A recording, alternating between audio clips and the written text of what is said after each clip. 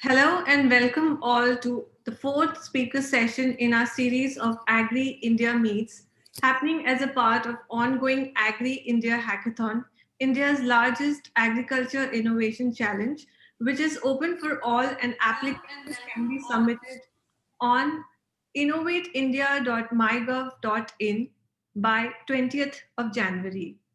Agri India Meets is a series of speaker sessions intended to foster dialogue around various topics under concerning to Indian agriculture with industry experts, startups, entrepreneurs, and other stakeholders.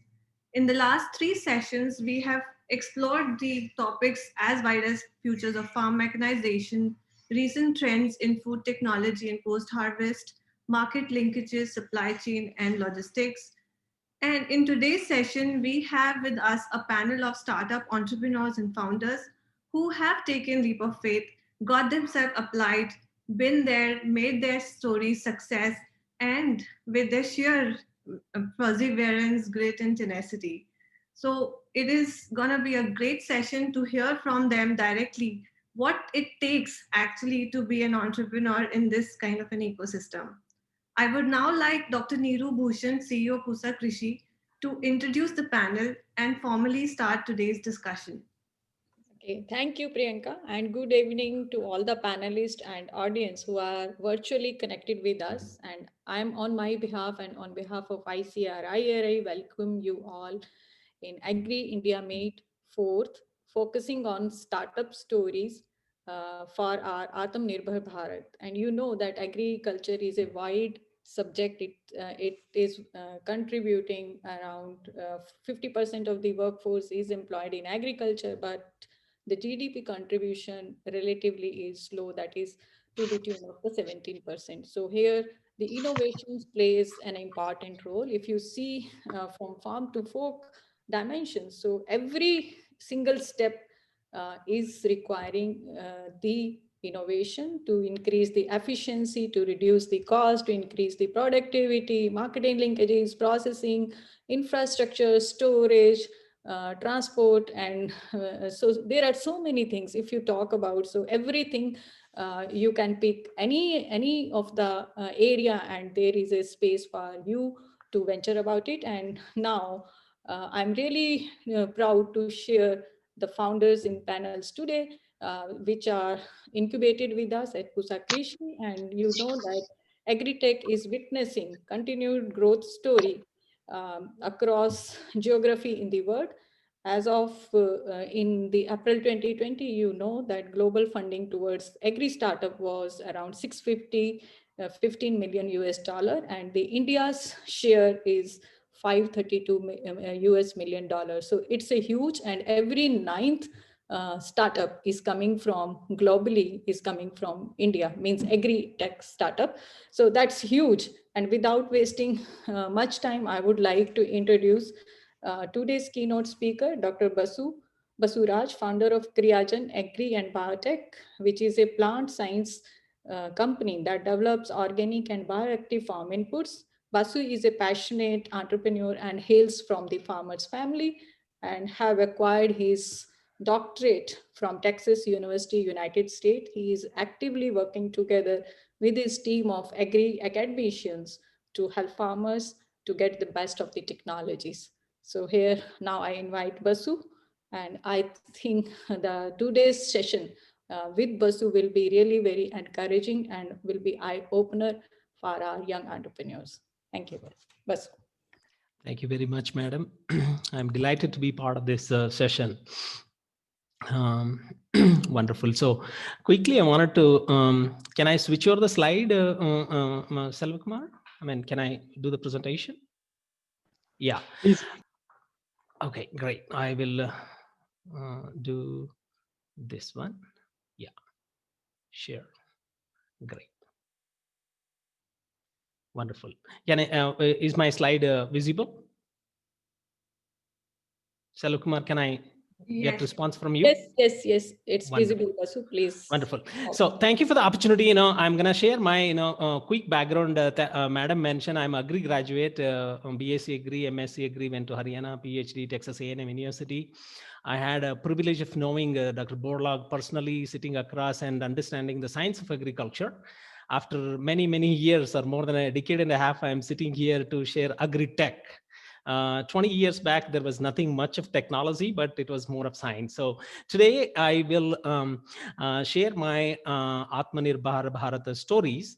I have a couple of startups, couple of scale-ups, couple of relevant to the ecosystem. So in this session, what we're going to do is, this is all about Atmanirbhar Bharat, self-reliance for agricultural ecosystem in India. I'm gonna set the context. We are excited. This is going to be an amazing time. Given the opportunity, I'm gonna talk about a couple of points here. Last week, the Honorable Prime Minister mentioned 1,000 crore rupees seed fund for agri startups, and also 1 lakh crore rupees infrastructure fund is being set up. And there is an ambitious plan to put up the startups or companies by the government, enabled by the farmers, for the prosperity of the farmers. Those are FPOs.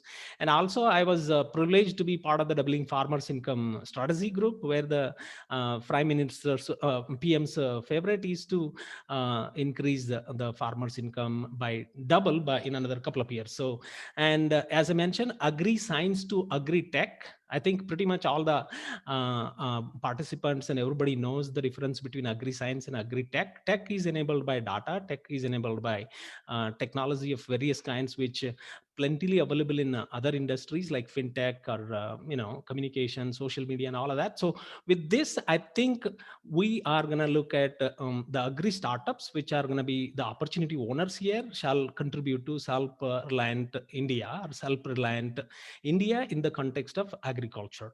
With this, what I'll do is, I'm going to present my story. As I said, I'm an agri guy. I started my agri startup at college, and I've been in last 12, 13 years. I've been through the multiple, the iterations of seeing the excitement, missing the excitement. I'm going to set from Atmanirbhar Bharat to how do we, the agri-tech to how do we build a multi-million-dollar startup. The product to the idea to product to market to scale up. Here are the 5 points which I'm gonna bit elaborate in the context of my experience and putting together a startup and scaling that up. The first important point for all of us is how do we document the idea? Many people, we see plenty of people have plenty of ideas. They have to have a blueprint. They have to have an idea which is documented. Second, the critical step is research. Third is what we call the minimum viable product, or MVP1. The fourth is going to be the validated learning. Fifth is going to be how do we scale that up. In this context, I'll start a bit of my own story. I was pretty much excited, when I graduated in 2007. I registered a college campus startup called Criyagen in US. It was 2007 August, and I just wanted to do a startup. That to agree, that to college. I was not a dropout, but I was just a fresh graduate. With that, I don't want to say, we have scaled up, but we have been successful as a startup to build a traction. And I will a little bit walk you through that. And when I relocated myself to India, I just did not want to go back as a failure. So there was a lot of funny comments by my family, friends, people around me. You know what? People in 2008 coming to India from US, they thought, okay, you know what? You are going to come back to US. So then I said I did not want to have the failure. I wanted to have a failure proof startup journey. I started another company that has been very interesting in terms of learning, in terms of understanding, in terms of building. And when agri science to agri tech took a shape, I also went into a bit of agri tech, which is a agri app. And I've been doing enterprise inside the enterprise, or startup in a startup. That is my favorite thing. And in this context, what I always look at is, okay, what are the problems? What are the solutions? Where are the profits? We have to look at these 3 questions in the context of problem, in the context of solution, in the context of how much resource we generate or profit we generate, how much the revenue we make. Before we get into that one, as I mentioned, I'll tell you my story about how I put the idea together. It was 2007-8. I was big about this biodiesel, bioenergy. I went into internet. I picked up, I spent a lot of resources. Even I was at Pusa Institute, many places around the world. I put together, and I could not, crack the codes for bioenergy. I put 1.5 years time, effort, money, and everything. I could not, but I fell back again on my experience of working on biofertilizers in my master's degree program. When I looked at the fertilizer industry, it was pretty evident. It was pretty clear for me. I have something to contribute. And I changed my idea, my product blueprint from biodiesel to biofertilizer. And then I went into second step. How do I fit into the product market, scenario? There was a big buzz about whatever I was doing in terms of biofertilizer, but there was no credible product, credible, scalable, which farmer as a customer, farmer as a customer could use it. So I felt, okay, here is an opportunity for me to evaluate this one and develop a minimum viable product based on this thing. These are I learned these steps recently by some of the big startup gurus around the world, like Eric Rice, Reid Hoffman, many people who have been at the forefront of the startup revolution, or the lean startup, what they call. So I put together this minimum viable product called biofertilizer in a format which farmers could be able to use and see a visible difference in their crop. So with that, I kept on going back to the problem statement, which is crop nutrition and biodynamic nutrition, organic nutrition, specialty nutrition. We have many validated learnings, and with that validated learnings, we could able to reach the successful startup, and we are looking at scale up. And this summary I'm gonna a little bit share, from vision statement and mission statement. We been through multiple products, multiple situations, and I have also learned $1 million lessons. The story I'm going to tell you about the Rico winery is out of 15 wineries in Karnataka, only 2 are successful, and I'm one of them. And we built the winery, which is purely based out of grapes, the Californian grape varieties, the Cab, Shiraz, Merlot, Chenin, Sauvignon. These are the clones. The amount of understanding we went through, the Indian customers, Indian palette, Indian the opportunity, Indian regulations were phenomenal. And many of the wineries missed because they missed to learn from the market, learn from the customer, learn from the ecosystem. Here, I wanted to say that because we are open for learning, we are. I was like pretty much into learning phase, learning from the customer, learning from the channel, and pivoting all the time. So, and from there, I think I'm in the phase currently to scale up. Scale up, we are into innovation. Pretty much, I think innovation is critical. This is a buzzword, but many people get stuck up with only product innovation or service innovations. But the innovation has to be in multidimensional, the market innovation, business model innovation, strategy innovations, and management innovations. Here, I would like to emphasize, because whatever we are doing in agri-tech, we are talking really big things, but the problem is multidimensional. The problem, what we see, is with the soil, the type of the soil we have, the type of the crop, the demand modulation, the supply chain modulation, and the technology around the product we bring into the soil or out of the soil. So in this context, I think my whole learning has been innovation in multiple dimensions, number one. Number two is constructing a right business model. Number three is constantly going with your product or service to farmers or customers, whoever it is, either it is B2C or B2B, and coming back with the learning and developing a next iteration which fits better in the market. which helps you to achieve the traction or achieves, revenue targets or achieves in terms of scalability. These are the few learnings I have personally gone through, and that is actually critically helping me. I was thankful to Dr. Neeru Bhushan. Initially I was also part of the PUSA BPD unit where I was incubated, and we are trying to put together understanding from different state, different crops. PUSA Institute is pivotal or instrumental in my, the journey. I was incubated there. I understood, I connected with some of the tools and technologies of the institute, and I still stay connected. And I go out and connect with not just customers or farmers or channel partners. I even interacted with, I requested even Dr. M.S. Swaminathan sir. He visited all the way our labs. Guess what? The story goes like this: is when the legends come like that, they give you a lot of information and insights about the soil, about the plant, the fundamentals of the basics. When I sat with Dr. Borla with a bunch of questions, still today I remember by heart my questions and his response.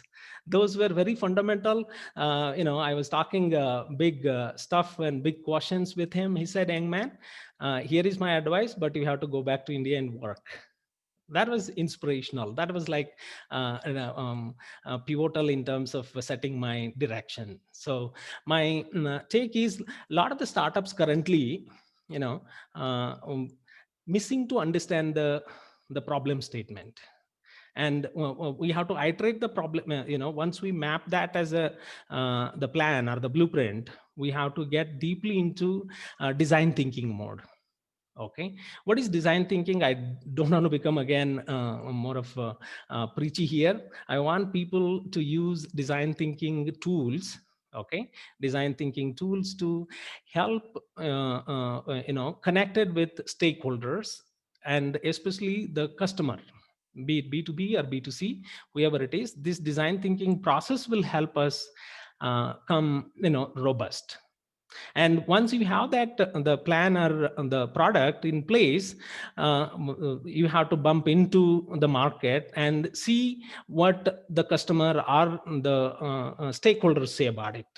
Here you have to do the market innovation, because you cannot go with your say, for example, I'm in the retail channel. Okay, there are many limitations. The channel itself is a big block for our growth. What we are doing is, currently we are building a business model wherein you have to accelerate, understand the various parts of the business, leading to addition of the value or enhancing of these things to the customer. So I think many times in a startup, many of the startups miss the strategy, and some of the startups, okay, are focused on one thing. But I suggest, request all the startups to look the problem statement and do many things what the big companies do with lot of agility, lot of flexibility, lot of quick going back and fixing those the items which are not working, the items which are working, which needs more resource. I know for sure the startup agility with the planning and the detailed out strategy of a big business will actually give a lot of insights and understanding. So the last but not the least, it's been like more than a decade for me being in the startup. I started my journey in 2007. Just out of college, at Texas A&M University with PhD degree, has no idea, but I have many idea, right? Many ideas, but no idea how to jump in and start it. And still I'm going back and opening activities. I recently signed up an product development agreement with a US company, and I was so excited when I last time in the US, early part of the last year. I'm eventually coming back. I told few of my friends in Texas, I'm soon coming back and putting the lab where I registered the startup with a university address. So it is delightful in the sense, once you want to scale up, we have to have other innovations coming in. I was telling my many friends, guys, I am running short on my innovation. What that could be? That could be strategy innovation, management innovation, business model innovation. and also innovating the market prospectively. Sometime one success doesn't lead us to many things. And last time, I think someone asked me, actually, Dr. Neeru Bhushan madam asked me, how do you compete in the market? My answer was pretty simple, madam. I think I would recollect for the benefit, because competition is the key for all of us. We have to compete for excellence, compete in the context of innovation. Okay, competing for what customer needs in terms of whatever they need. So that was about my personal story, or the startup I run Criyagen, which is Agri Inputs. I done a Kisan World, the most modern automated retailing model in that franchisee model. Okay, model is successful, Basavaraj failed.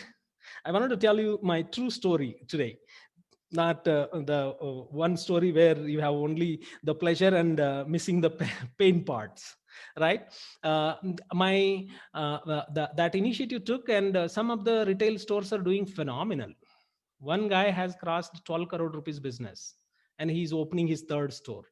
It is about the Kisan world. But I personally, as an entrepreneur, could not put together a team which scales this up. I missed in management innovation.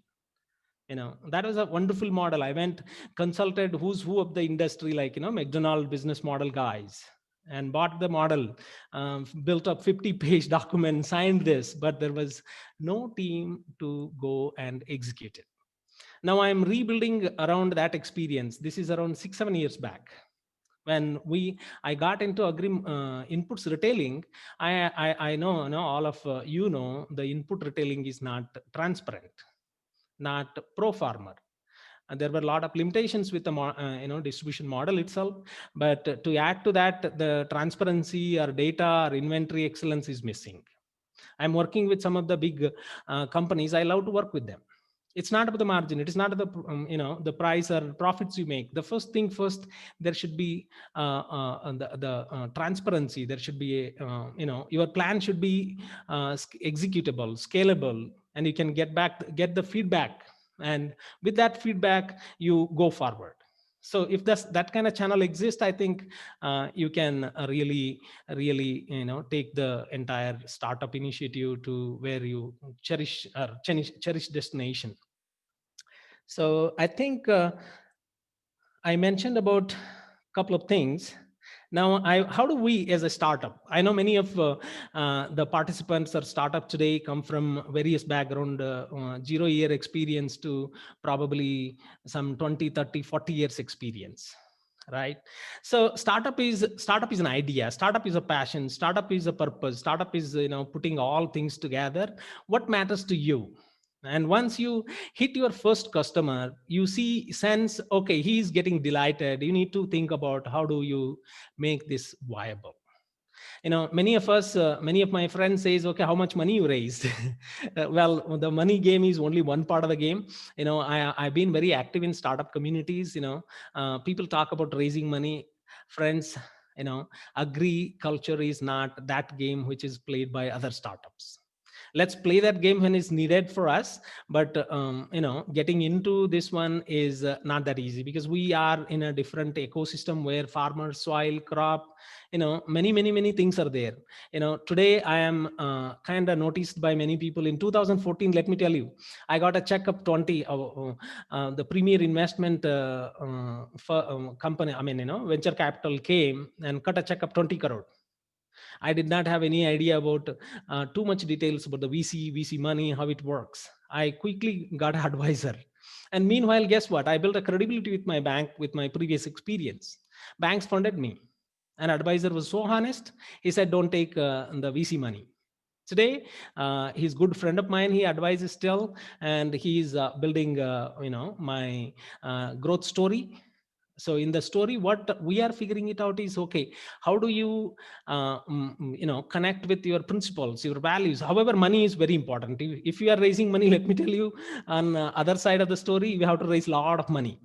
Okay, keep many things on your table. Don't give it away to somebody who doesn't share the passion or the purpose or the final, this thing which I wanted to a little bit highlight on it.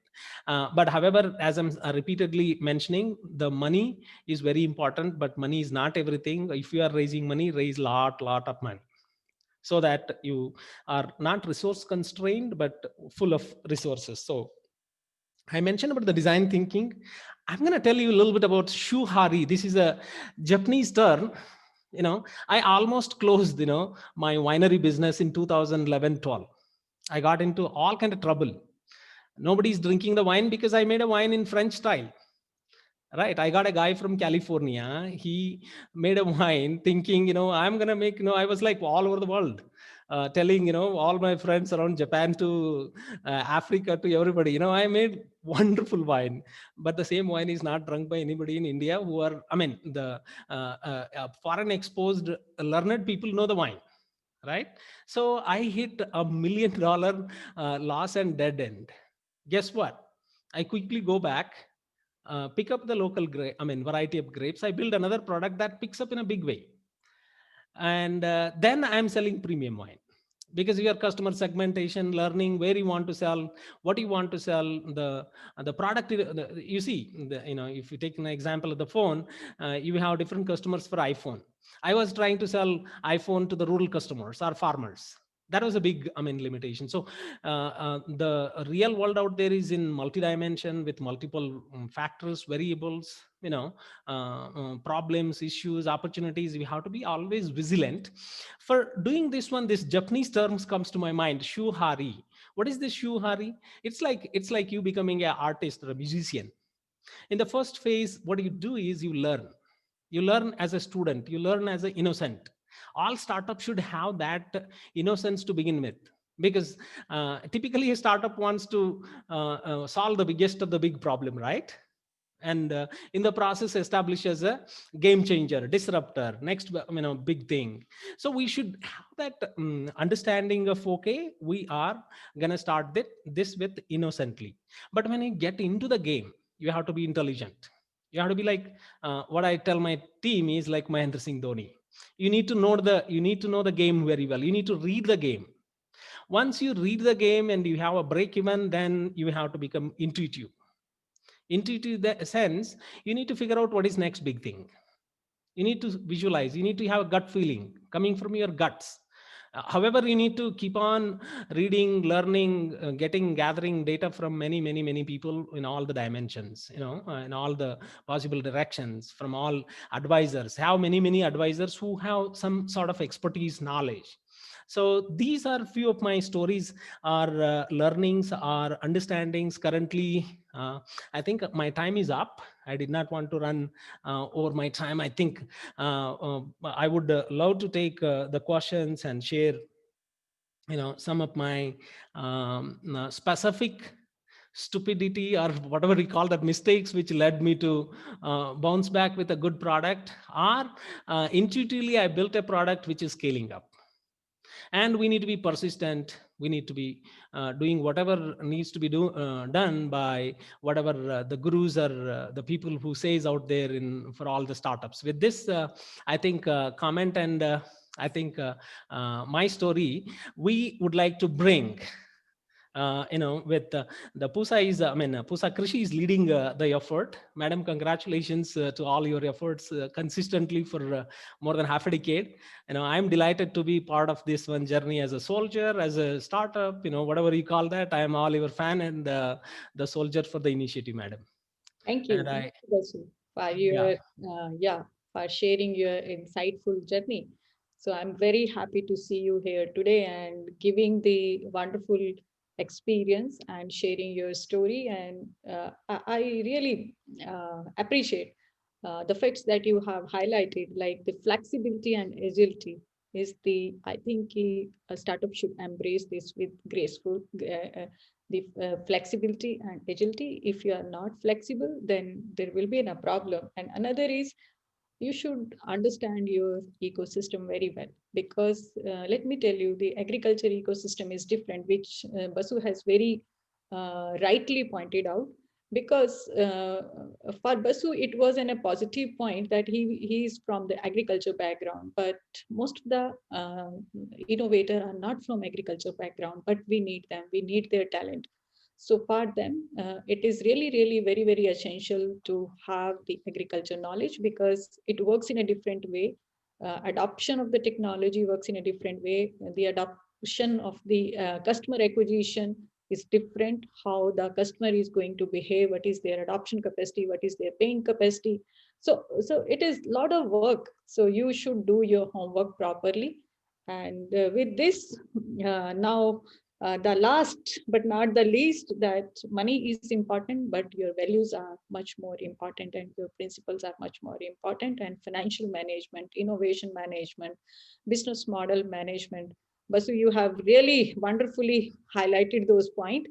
So congratulations from my side. Now, today's moderator, Mr. Silva Kumar, I would like to give a brief introduction about him. He is another wonderful person with us. He is a social activist and agripreneur who is building an ecosystem through the empowerment of rural youth to channelize the lion's share of customers' price back to the rural economy. Laymen Agro, VilFresh is his brand name, is the winner of National Sustainable Award for the contribution to the agriculture sector. Now, Silva, now I'll invite you and hand over the session to you for moderation of the session and further carry on. Yeah, Silva Kumar. Thank you, ma'am. A village fresh evening to one and all. Thanks for joining today's panel discussion. India's story has always been inspiring. The world was always looking up to us. And we were the world leader. Pre-colonial days, our contribution to the world economy was more than 20%. We all know that. And what happened? And in 20th century, mid 20th century, our contribution to the world trade got a very minimal percentage. And from then on, how we have been building, how we are catching up with the rest of the world. There were three waves. Maybe the first wave, which happened in 60s, 70s, IT wave. Then comes consumerism. 90s onwards, consumerism was at its peak. And we are fortunate to live in today's India, where innovation thrives. Friends, I would like to set a tone to this particular panel discussion by giving you a macro picture of Indian economy. There are three sectors which are contributing to our economy today, which we all know. We are an agri nation. Agriculture is the main sector here, which employs more than 50% of India. The other two sectors are service and industry. Yes, we were an agri economy 60, 70 years back. What happened today? We have become more of a service economy. More than 60% of our contribution comes from service economy. And from rank 1, agriculture came to rank 3. And industry was never at the top. It was always stagnant. When our neighbor could comfortably move from agri economy to service economy through industry, we somehow skipped the industry and jumped to service economy. This didn't do wonders to Indian economy, because a service-led economy could do wonders for a small city or a country like Singapore. Now, in the recent past, I'm very happy that we are trying to catch the bus which we have missed by boarding a flight. You know, setting the tone here, agri, industry, service. Now again, we are getting back. Atmanirbhar with 20 lakh crore budget, then came additional 9.5 lakh, nearly 30 lakh crore comes into the game. And all the progresses that we are catching up with, the very recent one, 48,000 crore deal to defense order. Hats off to India's initiative.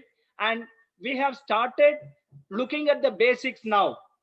Coming to agriculture sector, self-reliant. If you look at Gandhian economics, now the current Modinomics. Gandhian economics, if I have to call it 1.0, now it is 2.0. Self-reliant economy. I remember my grandpa's days. My grandpa, as a farmer, he never used to buy anything from the market or the nearby town. All that he used to buy used to be only salt, which we couldn't harvest in our farm. So we were self-reliant. Farming was at its best. But my father used to work in the city. For his crisis, he used to take money from my grandpa, who is into agriculture. So when he was self-reliant, the economy was great. Now the consumerism has taken us away. Again, what has happened? The world has started looking at us as a market for their products. The very recent line which I have stolen from the Honorable Prime Minister is, the world is market for us. That is self-reliant. From India being the market to the world, making world India's market, we are marching ahead. All those people whom I have on the screen today, they are India's new age freedom fighters.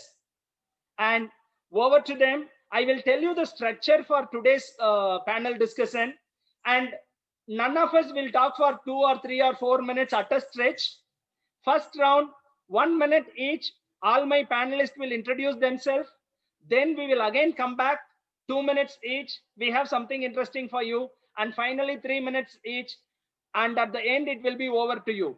Before I pass on to my panelists, my request to you guys, we have something interesting for you. You can become a smart one in the lot by asking the smartest possible question. Keep posting us all your questions. Over to you, team, one by one. Please make it quick, 1 minute each, your pitch. Introduce yourself and tell what is in store for people around.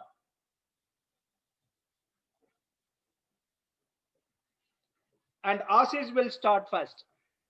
Mr. Ashish. Hey, hi everyone. Thanks a lot, Pusa Krisi and Agri Hackathon for inviting us here. I'm Ashish, co-founder of Whrrl. So Whrrl is an agri fintech startup working in post-harvest financing segment because it is one of the neglected areas of India. And that is where we are using technology to create real-time agriculture loans to the farmers through warehouse receipt finance. The idea is that farmers should be able to deposit their commodities in the warehouse, take a loan against that, and avoid distress in the market. So that will help the farmers in getting better income. So we expect the farmers' income to rise up by 40 to 50% just by adoption of warehouse receipt finance through our platform. We are present in 1,400 warehouses across 5 states today, have 3 lenders on the platform, and the journey is going on. So I will hand over back to Silva, and we will come back later whenever Silva permits. Thanks a lot. Mr. Manoj.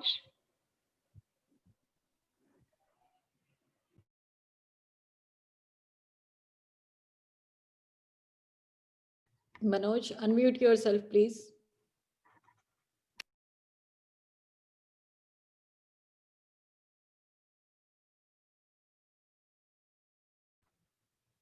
We can go to the next one and we can come back to Manoj later on. Dr. Renuka. Hi, good afternoon, everybody. This is Dr. Renuka from Bioprime Agri Solutions. We are an agriculture biotech startup. Bioprime was founded by 3 researchers with the aim of making agriculture bringing back the prides and profit to our farmers. So it was quite disturbing to go on the field and see that the farmer is talking to us and asking career advices for his children. So his children and him also, he did not want them to go to agriculture. So there's no pride or profit towards the farmers. And that's quite disturbing because as a nation in India, we say Annadata as our, God. And on the field, the situation is a little bit different. So we started Bioprime with an idea of increasing profitability for the farmers. What we do is we develop new age of biologicals that help farmer fight climate change impact. So today, a farmer, when he plants, is not able to understand if the yields he is going to get is a guaranteed yield or whether he has to play a gamble. So we're trying to reduce that for the farmers and making the yields as guaranteed and as predictable as possible for them. So moving ahead, handing over to Nitin, and I'll speak to you guys later. Yeah, hi. Good evening, everyone. My name is Nitin, and thank you for inviting me for this panel discussion. It's really an honor to be here. I represent Sickle Innovations. We are into horticulture mechanization. We work in different segments. We starting from harvesting devices to crop protection devices to post-harvesting operations. So what we do basically is we go to the fields, we find out what is required, and then we start developing a product around it. We take it as a bottom-up approach, as earlier keynote speakers were also mentioning about design thinking. So we use this design thinking tool to develop our machinery, and then we commercially launch it. In the last 5 years, we have developed more than a dozen of products which never existed in the field, and we have sold more than 30,000 such products. And yeah, so looking forward to have a more fruitful discussion in the evening. Yeah, passing on to the next speaker, please.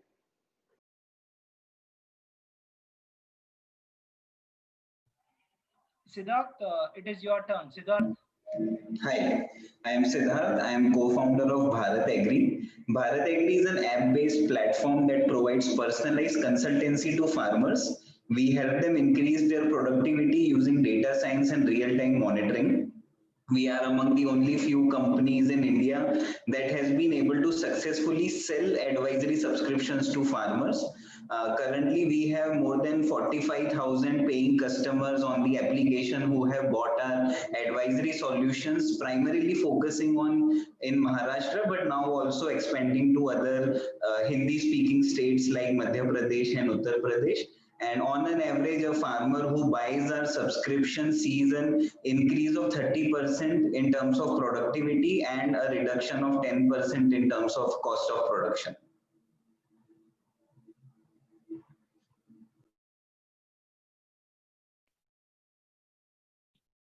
Yeah, hello. Thank you, Siddharth. I guess next it's my turn.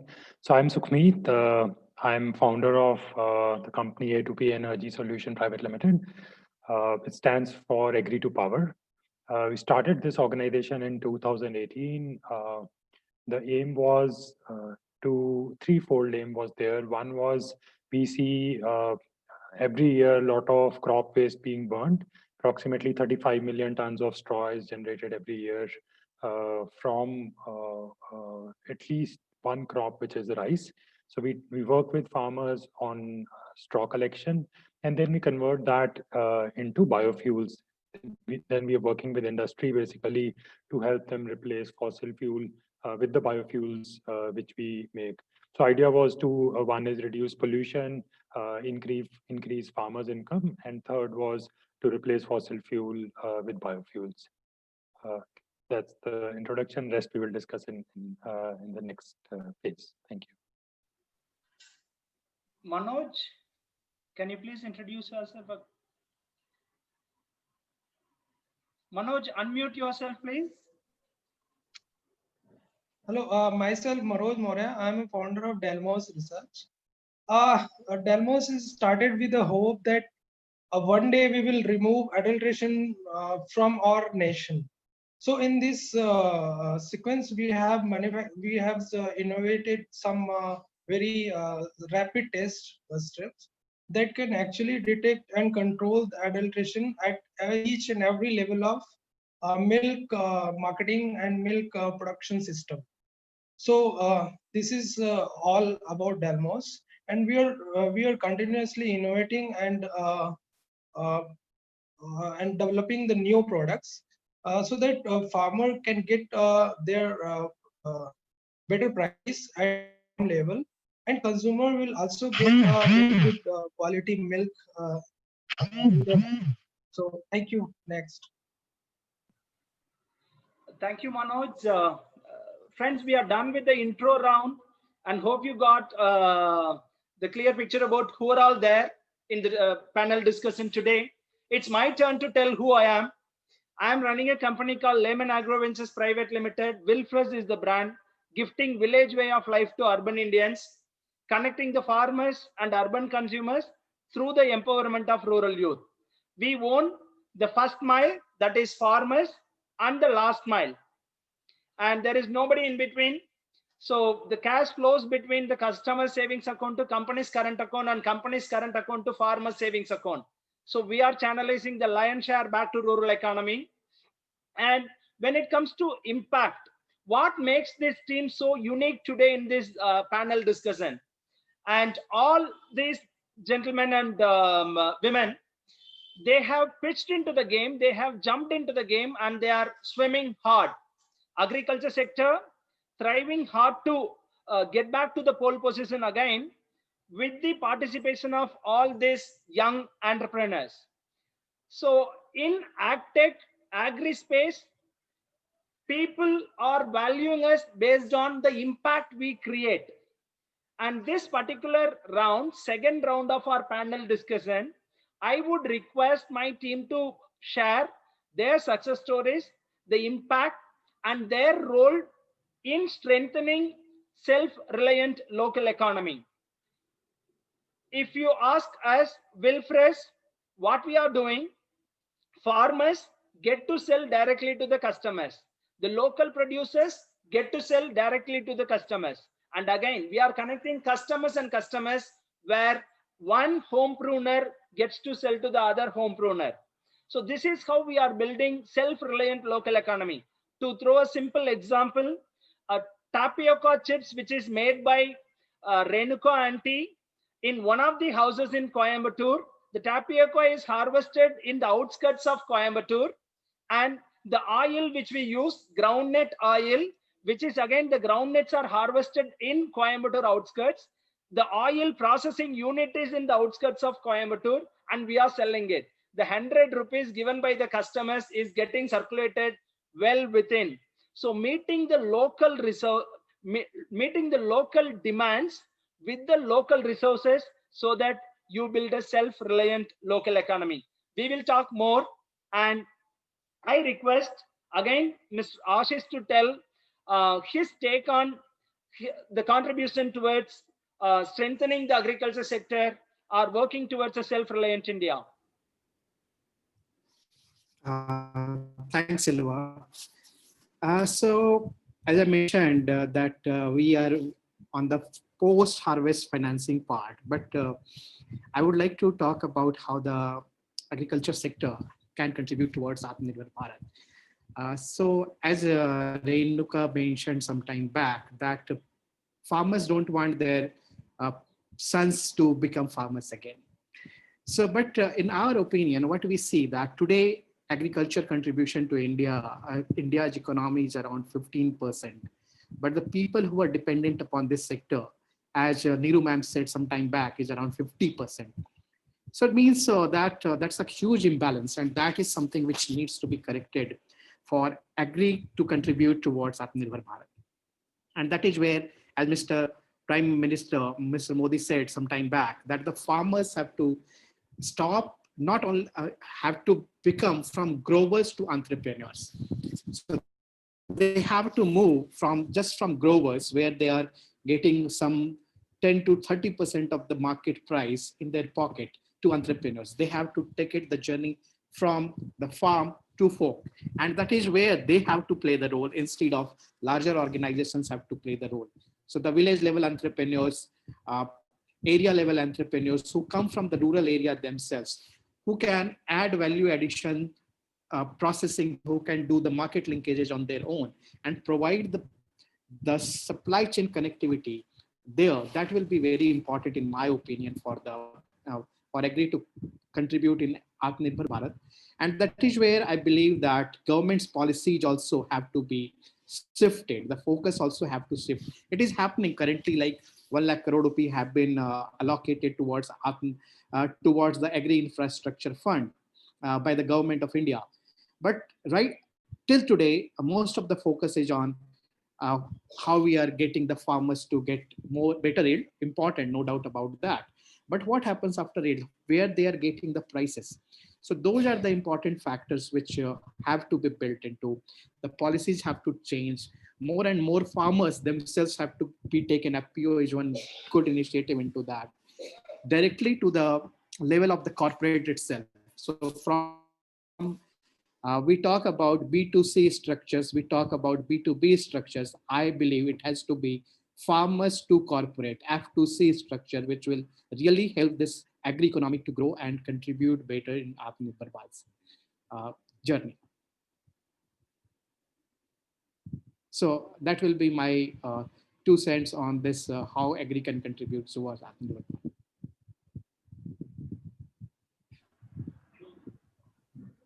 Thank you, Mr. Ashish. Dr. Renuka, it's over to you. Sure. Thank you again, Selva.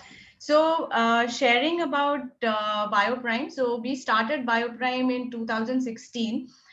We work in the biotech sector, which means that it is not really possible for us to start without a lot of investment in technology, in support towards development of that technology. We were very fortunate that around that time, Department of Biotechnology had started schemes which fund for the very first time in the country a proof of concept stage. That means even when you have an idea and don't have validated that idea, even at that stage it was possible to get funding.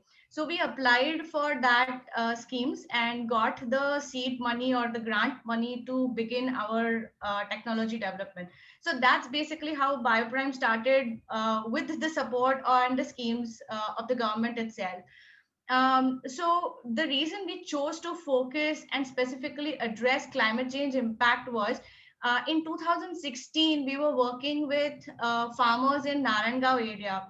It was one of the hottest one, like the hottest in the last 50 years summer, and there were 5 temperature spikes that coincided with the flowering and fruiting season, and almost 86% or 90% of the crop was damaged in 183 villages, which led to a national outcry in the tomato bed.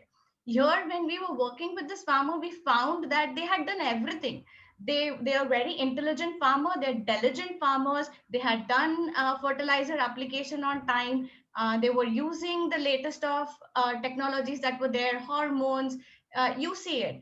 And the more the weather started shifting, and the more the weather was becoming bad, the more inputs they would put into the field, and lesser outputs they were getting. So this increase in the cost of production was going out considerably, and they were not even sure what kind of harvest was going to, they were going to end up with. So we decided that we're going to focus on this area particularly for the farmers, because there is nothing in the market that they can just go and buy and use to protect their farms. So when we decided to focus on this area, we fell back on our research experience and decided to focus on something which is called as a plant signaling system. So since plants can not run anywhere, they've devised a very intelligent system of modulating their different processes. And we decided that we are going to use molecules to modulate processes in plant. So what we developed by doing this is small molecules that target very specifically certain processes in plant, and which help the plants to overcome these conditions. Now, once the farmer has started using this, whether it is untimely rains that happened right now, the flooding that happened last year here in Maharashtra, in Satara or Kolhapur region, or whether it is drought conditions or extended rainfall, the farmers are able to use the products and reduce their crop losses. So there is a guarantee towards the yield. So in that respect, we are able to decrease the input cost for the farmer and guarantee some kind of returns towards their output. The other thing that we are able to do is increase the quality of the produce, so that they fetch higher prices. So that in short is our story. We'll share more about the schemes and the benefits that we've had from the government initiatives in the next round. Over to Nitin. Yeah, thanks, Renuka. I would like to, mention more about Sickle Innovations and how we started. We are into mechanization space, and when we started, it was during my master's thesis work, which we were doing to identify some of the equipment in the farm mechanization space, and how we can, increase the farm income. Basically, what we realized was the biggest impact which we can create using mechanization is basically increasing the farm income for the farmer. So whatever you do, ultimately it comes down to farm income. So in the mechanization space, we found that there are three ways we can do it: is either by increasing the yield, or by reducing their input cost, or by increasing the value of their produce, which is already being there. So we started focusing on the later two points. First one, the second one, which is how we can reduce the input cost, and that input cost could be in the means of lesser, let's say, fertilizers, pesticides, or the labor cost. How we can reduce that cost so that the ultimately farmer turns more profitable. And the third point which I mentioned was how we can increase the value of the output which is being produced.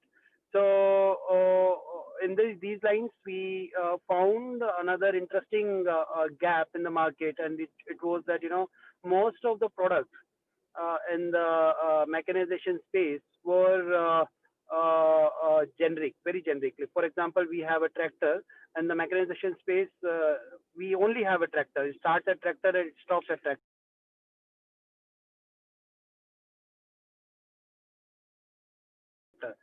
Like rotavator or the combined harvesters, but they are also very limited. So we are left with only tractor, and that holds the key to the market. And wherever it comes to the mechanization, we only have data to show that now India has tractors and so and so.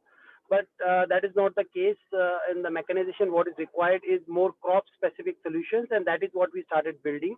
For example, we have built a lot of fruit harvesting devices, fruits which are like hand picked, but they have something or else some or other problem. For example, we designed a mango harvesting device which harvests the mangoes with the stalk, which increases the value of the crop.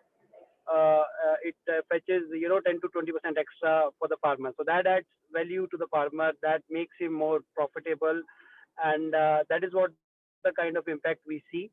We have lot more products in this, these categories. We have apple harvesting device. We designed dryer for saffron. 500 farmers are using those dryers to increase the value of the saffron which they are producing. So these are the kind of problems which we have picked up, and there we have seen that with the right blend of technology, solving the exact problem, we are able to create that kind of impact that farmers are able to earn more what they were otherwise earning. So I think if we can start building such solutions in house, because most of these solutions are very specific to Indian conditions. They are low cost. They can farmers can buy it. They can get the return within first season itself. So these are the kind of solutions which are India specific, that will make at least the farming in our the microeconomy of the farming will become self-reliant using such tools. That is my take from the mechanization point of view. Yeah, I'll invite the next speaker, please. Thank you, Yeah. Nitin. Before we move on to Siddharth, friends, I would like to reiterate the purpose behind this particular round. Audience I'm talking to, Dr. Basavaraj said how to identify the problem, then come up with a solution, MVP, and taking it, start a company, then buy a Audi car, start flying across the globe, everything. And all these entrepreneurs who was sharing their story, they were clearly telling what problem they are solving. By solving that problem, they are walking that extra mile. Okay, they are driving that extra mile. If you look at Nitin must be driving from one place to other place, and he stopped in between to talk to us today. And that is entrepreneur's life. And thank you, Nitin, for that. And over to the next person. You can pick a lot of problem statements from these people. They are solving it in their territory, and people from rest of India could do it in your area. These are all Indian problems. Let us shamelessly copy and solve it in our problem, our area, for our people, for the betterment of our country. Over to Siddharth. Hi. I think the first thing that to understand would be what do we actually mean by Atmanirbhar Bharat in agriculture? What exactly do we want to achieve? So Atmanirbhar Bharat in agriculture can be defined in many ways. Do we want no food imports? Do we want food to be provided to every individual without importing from other countries?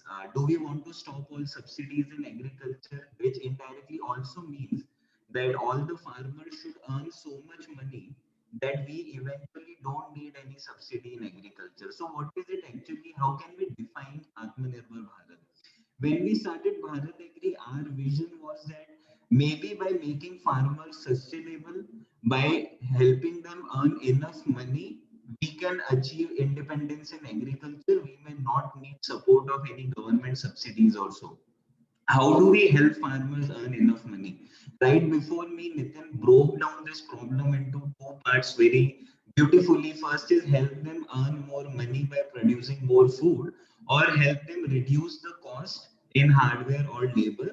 Whereas there's a third segment also, help them earn better price for the same food that they are growing. BharatAgri as of today is focusing on the first part of this problem, which is about helping them grow more food from the same piece of land. Even though that alone cannot help us become independent in agriculture, that is Atmanirbhar, but that's still a significant portion of the problem.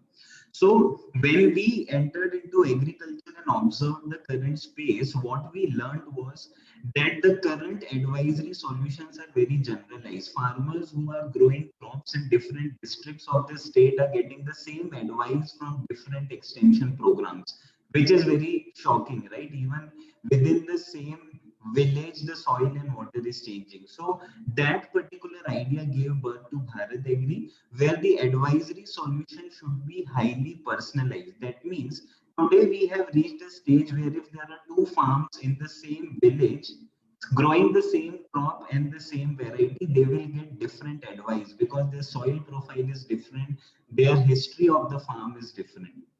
The second thing that we observed was that most of the solutions available for the farmers are in the form of standard package of practices, where we guide the farmer that on day 30 you should use this, day 40 you should use this, day 50 we should use this. But what we know is that the climate or the local weather conditions are changing every day. And that was very shocking to us, that even though things are changing on daily basis, we are giving them a standard calendar that is being circulated over the years. So BharatAgri has developed a proprietary technology where we are not only predicting the weather for them, but also giving them weather-based dynamic advisory. If the weather is changing every day, even their calendar that we have given to them will change every day. And the third thing that we observed was a farmer wants someone to visit their field every day or every week or every month based on the crop and help them diagnose the problem and solve it. But that is not possible and that is not even scalable. So BharatAgri has developed a unique satellite-based monitoring system where we are taking a photo of the farm at a resolution of 10 meters by 10 meters every few days. And using that photo, we are able to get the indication to the health of the crop, and basis that we are trying to provide them advisory. And that is helping farmers to improve their techniques on the farm, improve their productivities, and at the same time reduce their cost. Fortunately, as of today, we are at a stage where we have more than 45,000 farmers who have paid for these services and are using that, increasing their incomes by 30%.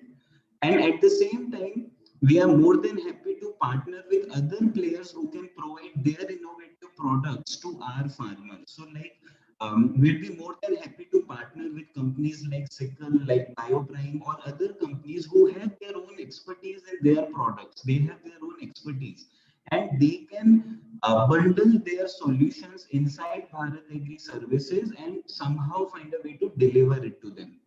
And that will create a one-stop solution for farmers. Thank you, Siddharth. Mr. Sugmet? Yeah, thank you. Yeah, so I'll talk more about my journey at A2P Energy. So I was working with Indian School of Business at their Mohali campus. One of the focus for my work was agriculture supply chain. We started working with farmers and also government on policy making around agriculture.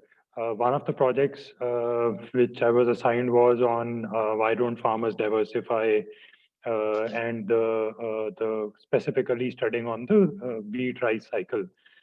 So I realized that on one hand, we want farmers to shift from this cycle and diversify into other crops. And on other hand, when we started discussing with the farmers, we could easily hear their side of problem in terms of lack of supply chain, value chain in other crops, infrastructure problems. And also, it was not that the farmers were doing very well in these two cycles of wheat and rice. There were still about 1,000 farmer suicides in 2 years in just the state of Punjab. So there were problems in the system, and apart from that, I had two young kids. Every year we used to face this problem of smog coming in because of the crop burning. I started discussing it with one of the universities outside India, specifically on bioenergy, that what we can do with this problem. And in 2016, we started our not-for-profit entity, which is Energy Harvest Charitable Trust. The idea was to teach farmers how to manage stubble. But later we realized that as we progress, it is better to show them how it can be done. So our focus, starting from 2018, when I left my job, was to set up model plants which can be replicated. So in 2018, I left my job and started this organization called A2P Energy. First challenge we faced was that how do we collect straw, right? So first year we had a lot of learnings. We actually spent a lot of money working with farmers on hiring machinery for straw collection. We almost paid, I remember, 50,000 a day for hiring of one set of collection machinery, which is baler, raker. Then slowly we realized that there are challenges in each step of this managing of the stubble. That's why it's very hard to solve. We started focusing on technology part of it, how we can leverage technology to solve this. I myself had worked in technology for 8-9 years. The first thing was, how do we manage to work with farmers in the short window of time for straw collection? So we had around 40 days time period of straw collection, and in between, if we don't collect, the stubble gets burned. So we started using satellite images to identify continuous growing areas of stubble. So we could go to farmers 2 months in advance and identify our patches where we want to go and collect. Also, we avoided small patches of straw because otherwise the supply chain cost of collecting it from distributed fields become very high. So we were able to reduce around 12% on our cost for collection. Now, once the straw was collected, the next challenge was how do we process, or what do we do with the straw? The first thing which came in mind was that if it gets burned on the field, then it has some heating value. So we started exploring ways of converting this into a usable fuel for boilers. So we installed one of the machinery and started producing biofuels. We were fortunate enough to get support from likes of Pepsi, Unilever, in terms of trials in their boilers. So the first trials were actually very bad. I remember Unilever had to stop one of their boilers because the fuel had jammed the boiler plate because of a lot of silica content in this. So we gradually realized, the chemical problems, apart from the supply chain and the thermal related problems, there were also chemical related problems inside the straw, which were against of the straw getting converted into a fuel. So always, we realized on some amount of research. So we started working with some of the universities very closely. I guess whatever challenge we are facing in our startup journeys, we at least feel that at some part of the world, it must have been solved at least in a lab scale. So we started researching or reading a lot of research papers on clinker formations based on the fuel coming out of paddy straw. So we realized there were some papers published in Germany around this. So we found out some of the solutions around that, and we were successful to actually make a fuel which can be used in a boilers with no changes in the boilers required. And then, so that was our, I guess the first success we achieved. And also from a startup perspective, I guess we were in very hurry to go to market. So it sometimes is positive and sometimes there are negatives also to it. So we were able to get customer feedback very fast. We did not had too much long product development cycle, so as to say. But we were also earning revenues very fast. So that was the first product, fuel for boilers, which we launched. Then coming to the more value addition products, so we started working on a coal replacement for thermal power plants, from again paddy straw. So when we commercialized our first product, which was fuel for boilers, we actually started R&D in parallel for the other products. And as I said, being from technology and academics background, we were kind enough to also get a lot of help from educational institutes, even from IRI and PUSA institutes. I would say that the access to the research community was very, very helpful for us. And currently, we are the only firm which got tender from Haryana government on replacing coal in their power plants without changing anything in their firing mechanism. So where the coal is coming into their through the train, we would be supplying coal made from paddy straw to them. And again, as I said, the important thing is the power plants don't have to change anything when the coal, as is the coal is getting fired. Similar thing would be the coal which we are making from paddy straw will get fired in a similar way. So on the back of it, our aim was always that how do we increase farmers' income? How do we are able to give value to the waste back to the farmers? So our addition to the value of our products is actually moving back towards our value chain of, at one day, we want that farmers don't burn it and would be able to enough earn so that the waste also is converted into a value chain for them. I guess, yeah, that's it from my side. Thank you, Sugmet. Manoj, can you share your story and the impact that you are creating in this particular, space? Okay. I had a lot of questions to you all. I have prepared a few, and I came for this. Hello. Yeah, Manoj, over to you. I think we are Atmanirbhar in the field of dairy. But the problem is in the quality and adulteration side. So here our journey started.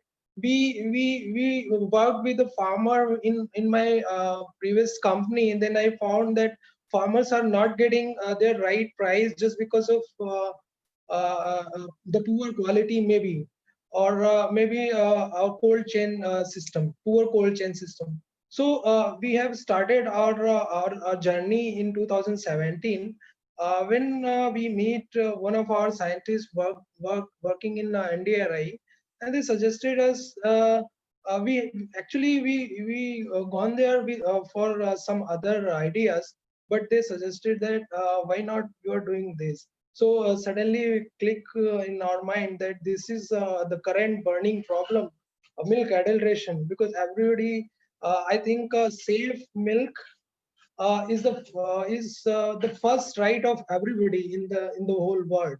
But we are not getting the safe and adulterated free milk. So I mean, maybe people are getting, but I doubt. So in 2017, we started manufacturing a product which is rapid taste strip for detection of milk adulteration. So we started with one single problem in 2017, which was for the maltodextrin. Uh, Now we have total 8 type of different adulteration testing strips. So if I say where we inspired, we get inspiration to start this Delmos research. So I would say the farmer and the consumer, dairy consumers, are our inspiration, because at that time, if means people don't know how milk is coming in the pouch that they are consuming in metro cities.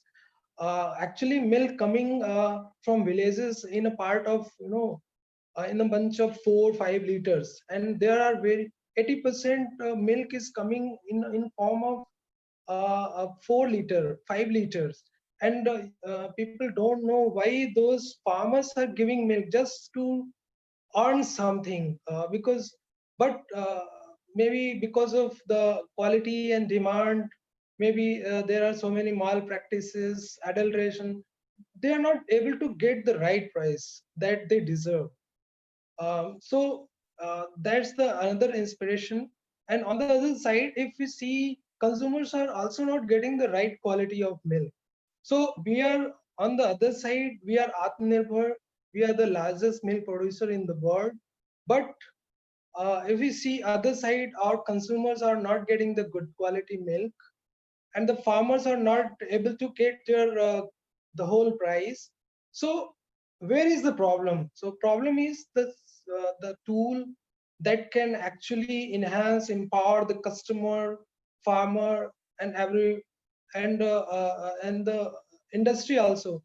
And the I just want to share one more thing. The industry is also the culprit of this milk adulteration, because they are not involved in this system. Because and there may be a loopholes because of traditional testing methods available in the past. Because if we see the traditional testing methods available 1 year, 2-3 year back, there is a scope of more than 20% of milk adulteration. What I mean to say means you can't detect 20% of adulteration. I mean, if any milk is adulterated with 20%, you can't detect up to that level. If we summarize all these 8 to 12 adulterants individually, because their limit of detection was something like zero point 0.5, zero point 0.2, something like very higher side.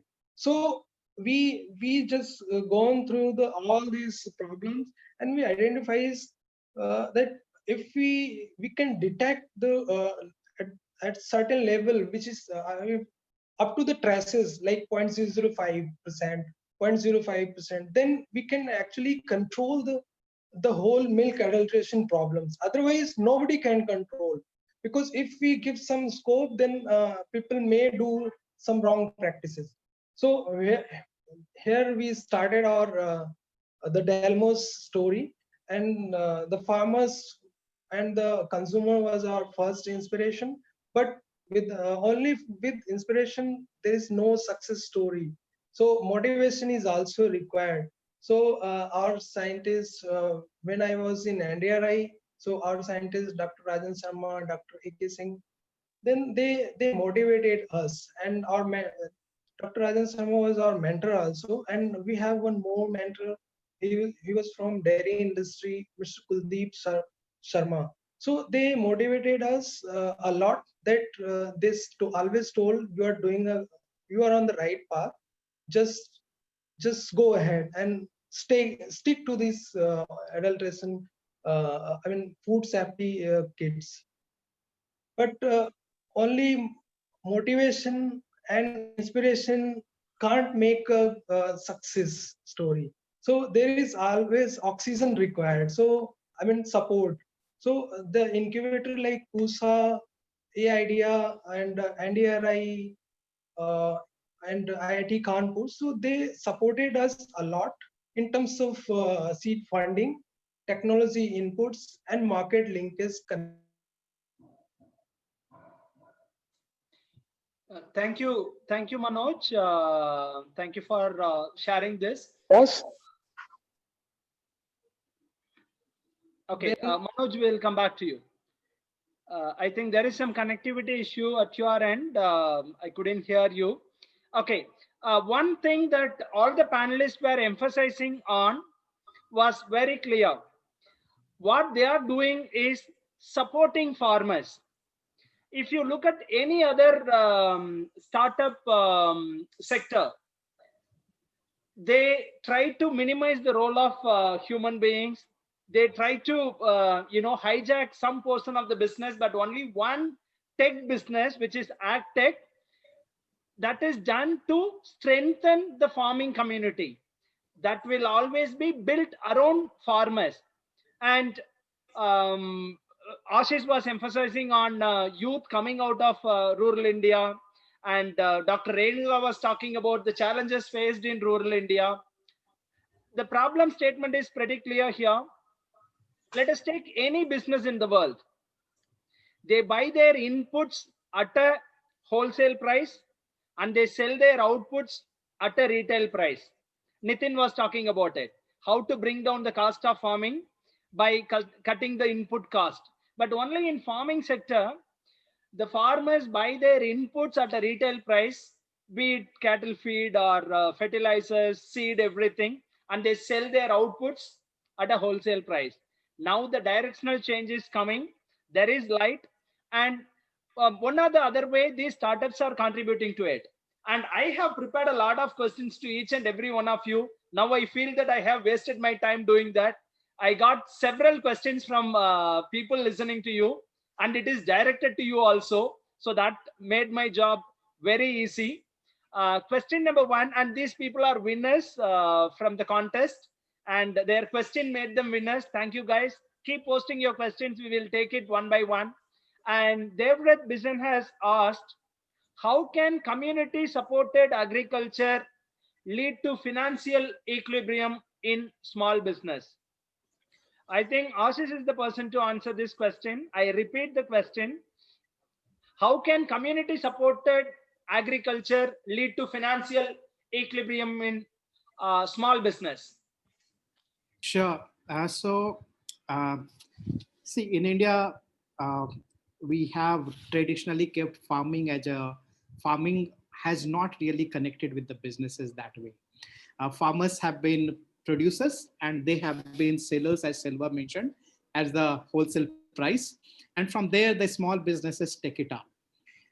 But if we are able to create a community and some of that part you can see in some parts of India, like in Maharashtra, where farmers cooperatives have been really good success in sugar industry. Some of them you can see in Gujarat, where the milk producer farmers have been able to create something big like Amol. So those sort of activities, if we do at aggregated level in a community base, and in my opinion, APO can be a really good vehicle for that. Then what we can create that the farmers are producers, then there are some of them or a group of them can become, or a POs can become village level aggregators of those produces.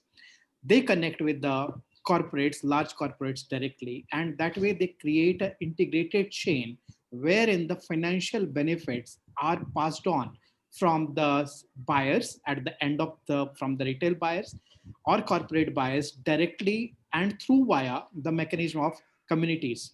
For example, today what happens, let's take example of Asirvad, or any Atta brand which you consume, you buy at around, I mean, all of us buy at around 40-45 rupees. What the farmer is selling it for, the wheat is sold for 18 rupees. How much is the value added to that? Maybe 2 rupees per kg or something like that. But if that value chain is controlled by the farmers and farmers cooperatives, FPOs, etc., then the financial benefits will pass on from each segment to everyone. And that is where I believe that the financial benefits will grow into the small businesses. We create the small businesses, we accumulate them, create community-based social e-commerce in the farming goods. China currently has around 145 billion dollars of social commerce created on farming communities itself. So that is some model which we can create here in India as well. Thank you. I just wanted to add, Selva, if you give me a sec, I will add a point on that. This is a wonderful question. I went into Israel, they picked up from Indian cooperative studies and they built kibbutz. Probably many of you know the kibbutz farming in Israel is very famous. And guess what? Our policymakers have come a long way from cooperatives to kibbutz to FPO. This community, whatever Ashish mentioned in detail, the FPO serves as a community plus corporation plus company plus whatnot to the farmers. So that's an amazing platform. I just wanted to emphasize and highlight on the importance of the question, and also the communities getting together, corporatize themselves and value add and discover for themselves. So, this is an amazing time on the FPO platform. Yeah. Thank you for that. Thank you, Baswa. That was like a bullseye. Okay. Rapid fire question, rapid fire answer kind of. Thanks for making it short. And the next question, it is coming to you, Siddharth BharatAgri. This question is from Sanjay H. Is raising money for a startup is opportunity or obligation? And while raising money for a startup, what are the aspects that one should be conscious about? Got it. So it's a very interesting question, and that is something that we also ask ourselves very regularly. One thing to understand is that if you are going to any VCs to raise funds, you have to realize that once you raise funds, it is both an opportunity as well as an obligation. Why it is an opportunity, I think everyone is aware of. I'll speak more about obligations. If you raise money from VC funds, you have a responsibility on your shoulders to grow very fast. And by growing fast, a month-on-month growth an annual growth of 10 to 15% generally doesn't work. If you are raising money from a VC firm, you are expected to grow 20 to 30% every month, and that's very difficult to do. In any other industry, it's difficult to do, but in agriculture, it's even more difficult to do because overall the agriculture cycles are very large. On an average, a crop cycle is 4 to 5 months, so it's difficult to have high frequency sales. So if you're planning to raise funds from VC, be prepared that you will have to grow very, very fast. Thank you, Siddharth. That's a good one. Friends, it's your choice. How you want to run or fly or walk. Ensure the destination, you will reach it. Taking a VC or not, it is your choice. And that doesn't come that easily also. And on a lighter note, I mentioned identify a problem, solve it, buy an Audi car and fly. That doesn't happen that easily. And to give a small data of what is happening is, out of 100 plus applications, 1 or 2 will get rejected for a short list. How many will end up getting funds? Let us not talk about it. We have to create an impactful business. And the next question, it goes to Nitin, Sickle. And the question is from Siddharth Parashar. Will the mechanization of agriculture sector affect employment of agricultural graduates? Nitin, can you take it up? Hello. I could not hear the question. Can you please repeat the question, Selva? Sure, Nitin. The question from Siddharth is simple. Will the mechanization of agricultural sector affect employment of agricultural graduates?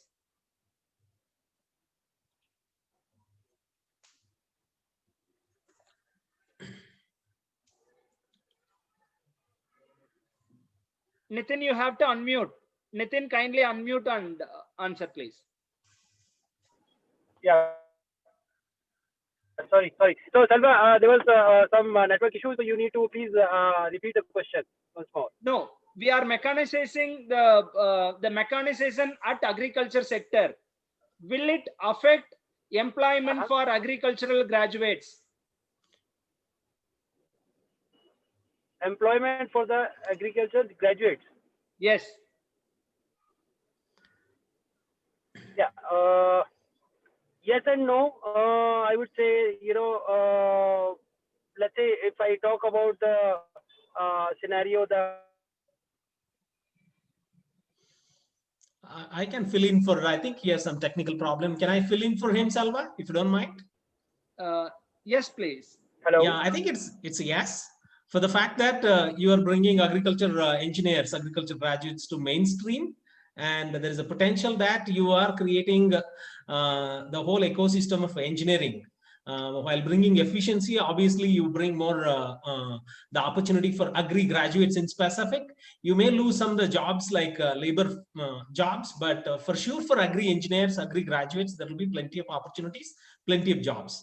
But I don't want to comment on the jobs lost for the agri, labor community. So one is yes, another one is, well, that is beyond the, question to answer now. Yeah. Thank you. And dear friend, it is pretty, Nitin, do you have a good connectivity now? Yeah. It is almost same, but I'm within a very big city. I don't know why it is disconnecting. So the point which I was making is, yes, the answer, the comment which I could hear a little bit was the agri graduates are going to come in and they're going to provide better solution. Is that what the other comment was? And it is, my answer is also very much similar in the lines. I'll share my experience, the recent experience which we had. So we were hiring from Punjab Agriculture University, which is in Punjab, and I was surprised to know the first engineering branch in Punjab was agriculture engineering. But it was so sad that all the graduates from the university were going for marketing job. And once we hired an engineer, and he started working on machinery, and we saw the results. So he was able to give much better results than a normal mechanical engineer of a very prestigious college, because he already had that empathy of a user or the farmers with him. So that helped, and also a little bit of more information than a normal graduate. So definitely, it is going to, if those all agriculture engineers who are, who come into the sector for the task force of the solving the problem rather than just the sales, I am sure the results are going to be much, much better. I think I did not answer the exact question. The question is still that whether the mechanization is going to change. Yes, if the more mechanization is adopted, more solutions are given, farmers are given more choices, so they will definitely adopt more solution. They will start demanding more. When we go to the farms, we say that, okay, we can design something for them. Let's say we can make an pruning device which can do the pasting also when we are pruning. So when we go for the user study, farmers say that, how is it possible, because they have not seen it. Until otherwise we give them a little bit of a taste, yes, technology, this is possible, then only they'll start demanding more. And I think at least this government has done a little bit better in mechanization. And the recent time, even the post harvest is also added into mechanization, which was never a part of mechanization, which was never considered. So once it is harvested, after crop is harvested, so mechanization used to stop there. But actually, if you see now, the lot more options are opening for engineers, for entrepreneurs, and everybody, and the demand for such solutions are also increasing. And I think both the factors are going to help each other. Agriculture, yeah. Thank you, Nitin. That's a good one. Thank you, Dr. Baswa, for pitching in. And In the same line, there is another question.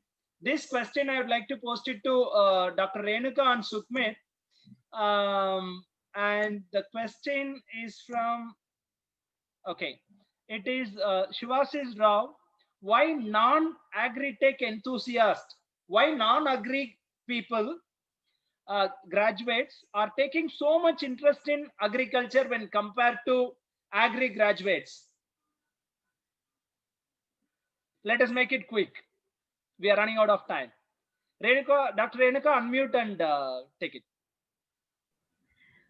I don't know the reason, but I'm also a non-agri graduate. I don't come from an agri background. I don't come from an agri farming family history as well. I don't know. It's probably something that connects with them. Right now, agriculture is going through a transformative phase. So I believe that a lot of people from a lot of different backgrounds are getting attracted to this, surely because of the possibilities that have opened up currently. So I feel it's more to do with agriculture, gearing towards a transformation and attracting a lot of knowledge, a lot of talent from non-agri sectors as well. Also, a large part of this is due to the incubation and the facilities available, like from PUSA, who support non-agri background or non-agri kind of people, to develop these solutions. So both the ecosystem that nurtures these people to develop solutions is matured, is taking place.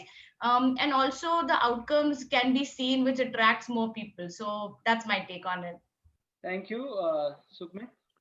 Yeah, so I'll just start with a very quick story. I guess there was a group of people. They were given a task, a very hard task to do, and there was another group of people who started shouting, "This can't be done! This can't be done!" And only one person was able to do that. And then the group realized that he was deaf, so he did not heard about all the challenges. So I guess people outside agriculture don't know the challenges and just jump in. And once you jump in, then you realize the sector is really, really hard. But yeah, so that's on the lighter side. As Dr. Renuka also mentioned, correct? So there are two sides of agriculture, I would say. One is, very core technical side of agriculture, and second is more related to the business side of the agriculture. I would say that most of the agriculture studies and the science around that is being taught in a very, very scientific way. And at least what I have seen is the business part is missing, right? So Nitin gave a very good example of Punjab Agriculture University, people who would be able to design very good machines. What we have seen is now, at least in the engineering side, be it computer science or mechanical, there's a very strong overlap of the business being studies being given to these engineers also. But at least in my interactions with the agriculture, either researchers or scientists or students who are graduating, I feel the business aspect of teaching is not still very strong.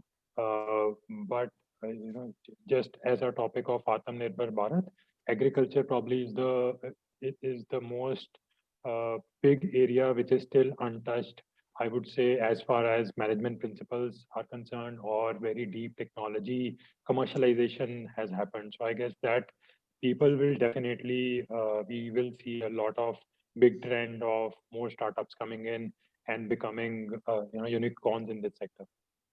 Thank you. Thank you, Sukhmit. And this is going to be the last session. We are running out of last question.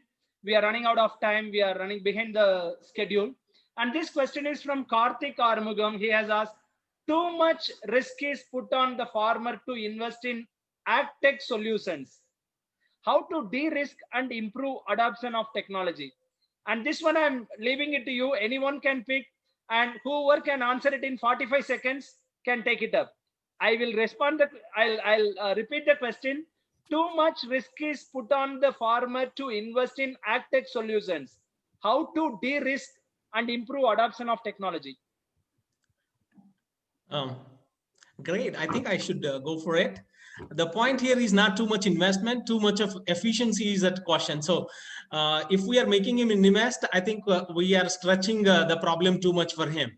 The whole idea is to invest probably little, but enhance the efficiency by multifold. If you are asking him to invest 10%, we should give him back 20%, 30%, 50%, 100%, 200%. That is my response to the question. So it is not about, this is ROI for him.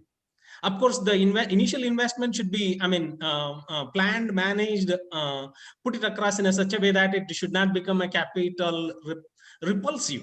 So I would add that much. But agri-tech is all about light, asset light, efficiency, adding new dimensions to it, discovering whatever the great value we could as an agri startup could add to it, and bring more efficiency, probably price discovery, many more things through agri-tech. Yeah. Thank you, Dr. Basava. It was less than a minute. And one more question. Gaurang Bansal has asked this. I couldn't skip this question. It is too good. And how you tackle big corporates' eyes while scaling up your startup? I think I'll take it up this, because we deal with a lot of farmers in the outskirts of Coimbatore. We procure it directly from them. Maybe a small story that I will share here. When I was a school-going kid in 1990-91, I used to accompany my grandpa to the mandi. He used to carry 20 kgs of tomato in a basket. The people, those who come to take in auction to the mandi, they will decide and come. Today's price is 4 rupee per kg, 5 rupee kind of. So for 20 kgs, we will not get more than 80 or 90. But I used to do my 6th standard in the nearby town where I used to go for tuition. And the tuition master will ask these kind of favors. You go and get tomato from the shop. You go and get oil from the shop kind of. When we go to buy the tomato from the local shop, you will be shocked to see it is 12 rupees. It'll be like, what is this? Okay. Next weekend, when I accompanied my grandpa, I asked the mandi guy, why they are selling it at 12 rupees, but I'm giving it at 4 rupees. That's fine. Why are you taking mandi commission from me? The gentleman told, from next time, you should not bring this little kid. And from next time, we didn't go there. I take it in my cycle. On the way to school, I used to shout and sell tomato, 10 rupees, 12 rupees kind of. Okay, to stop it there. When the market connector role is done by a rural youth, nobody will come. In VilFresh, what we are doing is, and the problem all of them have told, farmers are buying it at a retail price, selling it at a wholesale price. What we are doing, we are selling all their inputs at a wholesale price. We are buying their outputs at 40 to 50% more than the mandi price. As simple as that. That is what a startup can do. That is what many companies can do.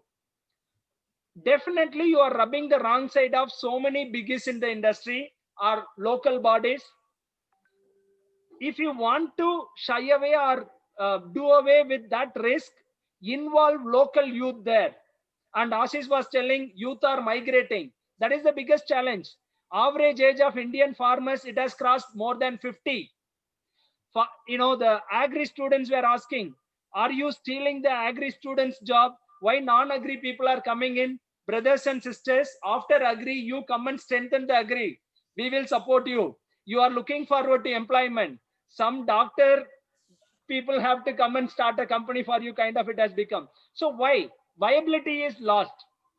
This viability, if you can give to farmers, many youth will come. So we are reverse migrating the rural youth from the same village. We are creating impact, touch so many lives. No corporate can touch you. Nobody can hit you. So when you devise your model, ensure that the model is having impact. You are touching lives of people. So that is my answer to that particular question. And very quick closing note, I can give it to you guys. Maybe 1 minute each. This time, 1 minute means it is 1 minute. Okay. We are not professors to tell 10 minutes and talk for 20 minutes. 1 minute each. Closing note, please. Okay, great. So I'll pick it up from where you left. Yeah. Yeah, yeah. Please go I ahead. used to sell onion when I was kid in my village, on a cycle, 1 rupee, 50 paisa, 2 rupees. So the whole point is here, we don't need to worry about competition, as competition is going to, come all dimension, all shape and size and stuff like that. The elephant cannot dance, full stop. The big companies cannot do what startups can do. Okay.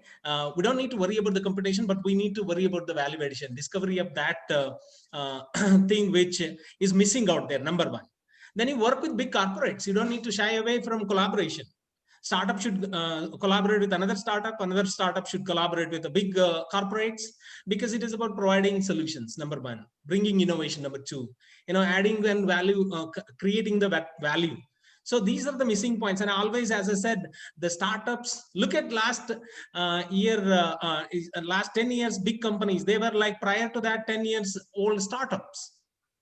See, if we understand and craft our business model and technology and management innovation, which I mentioned in my previous slide, there were multiple dimensions of innovations we need to put across to scale and compete against established if they don't collaborate. So they won't dance, but we can fly.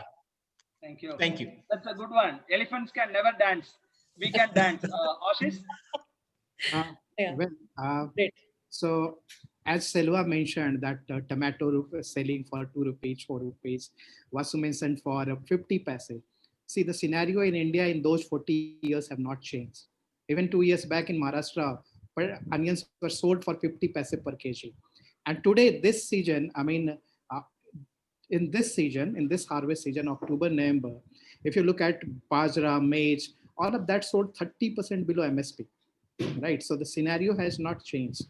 And that is where the farmers have to understand that how do they keep themselves away from this distress sale? How do they sell? How do they create a system whereby the selling is in terms with the demands in the market? It's not like selling at one point of time in 1 year and then the demand is there for the entire year. So those sort of things which we have to pick up as farmers community has to pick up. They have to manage the demand and supply scenario in the business. They have to manage they have to understand that how the realizations can be staggered and can be staggered over a period of year instead of selling it at that point of time. So those are the things which farmers have to understand. I would suggest that at that point of time, if they adopt something like storing, selling at a later stage, start getting loans from the banks or other institutions at 5 to 6% per annum rate of interest, where the realization is 30% higher in 2 months, 3 months time. They have to adopt those solutions in the post-harvest world. And that is the only thing I would like to say at this point of time. Thanks a lot. Thank you, Ashish. And that is where you also pitch in post-harvest. Thank you. And, over to Dr. Renuka. Yeah, I would just like to end with one sentence. Us as Bioprime, we would love to see farmers treat themselves and behave as if they are businessmen. Once they have that mind frame, they would start looking at everything differently. They would look at the expense they're making differently. They would look at profits differently, and they would inherently try to build profitability into that model. And we as startups have to enable them, and we have to help them get to that stage. So our role in this entire process of making agriculture Atmanirbhar is enabling our farmers to become the businessmen, become the entrepreneurs, and getting the respect that they rightly deserve. So I would just like to end with that. Thank you. Nitin? Yeah, it'll be too immature for me to speak on behalf of complete agriculture. My experience is very, very small. I also come from a different background. 5 to 6 years only we have been working in this domain. But I would like to mention something very specific to horticulture and also in the mechanization of horticulture. We are the second largest producer of horticulture in the world. We have very big market, and similarly almost all the crops we are the first or second largest producer. Take any crop, we are very large producer. We have large base of farmers, which is our customer, whom we are selling our product or services. So you can say half population of world's second most populous country is customer base. and ecosystem is very strong. We have a lot of incubators like IRI who have been helping, right? So we have all kind of support ecosystem, and there is a lot of opportunity because there are a lot of problems in our whole domain. In our mechanization, we see every single crop, every single process is a problem, and wherever there is a problem, there is an opportunity to create a business, to create prosperity among ourselves and also for the farmers. And I think we should not take it as a competition, or somebody will eat up our market. Market is very, very big. So as a startup, whatever we can do, we will still be doing very good. And with that note, I'll be ending my discussion. Thank you so much. Thank you, Siddharth, Sugmit, and Manoj, one by one. Siddharth, Sugmit, and Manoj. Yeah.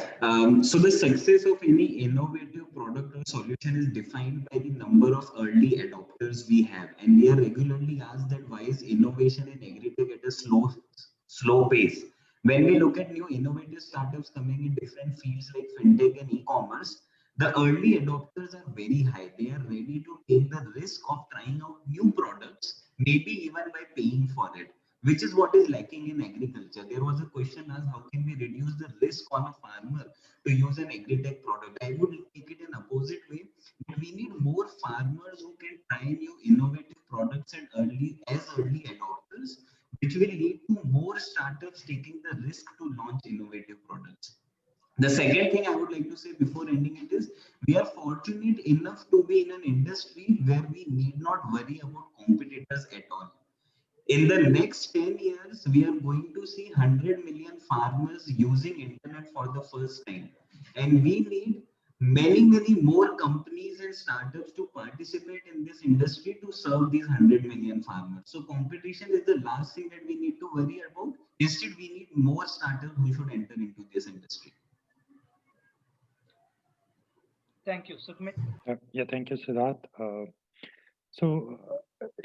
From our perspective, I would like to say is that in today's time, India produces around 500 million tons of crop waste annually.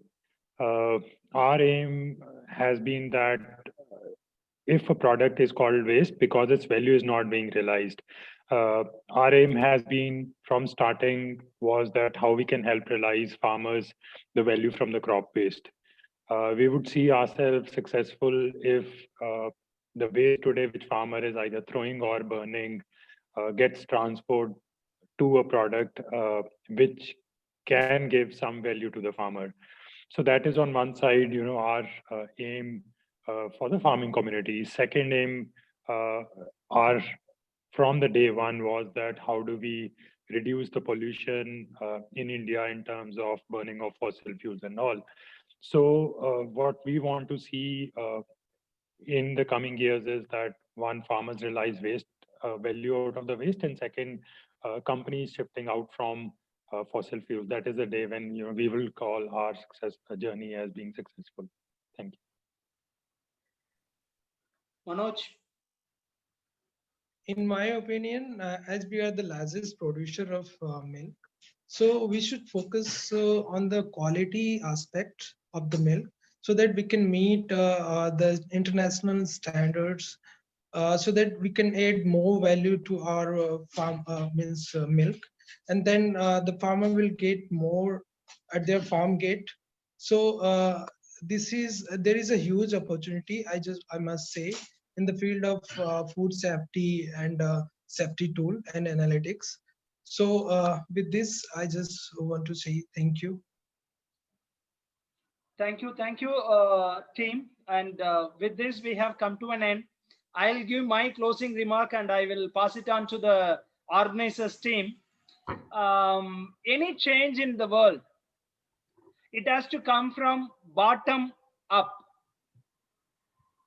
And if you want to inspire, it has to come from top to bottom. I repeat, change has to come from bottom to up, and inspiration has to come from top to bottom. And I have two children. Child number one, Shringa SS, my daughter who is 8.5 years old, I fathered, and my wife Sharmila mothered. And the second baby is right behind me, VilFresh, fathered by my wife Sharmila and mothered by Silva Kumar. Why I am telling this is, I went to Indian Bank, Papanayakampalayam branch, Coimbatore, to open a current account. That was in 2016 July. And the bank manager asked question number 1. By any chance, are you startup? I told, yes, I'm a startup. Then he asked 2 questions. Do you belong to any of these communities, backward communities in the country? Question number 1. Question number 2, or do you have a women director in your company? I told, yes, I fall in this category. I report to my wife, both at home and also in the company. He was very happy. He told, boss, I don't know what it is, but I have to give minimum 2 stand-up India loans. I was like, I didn't come to you for a loan, yaar. Am I in India only? Wonderful. We applied for it. We started this company with 11 lakh loan. That was the lowest that they can give. Okay, 11 lakh loan with which we started. And that is why when I realized this has come from top to bottom, the instruction has come from the top most, and then department wise it reached the bank manager in my own territory. It didn't end there.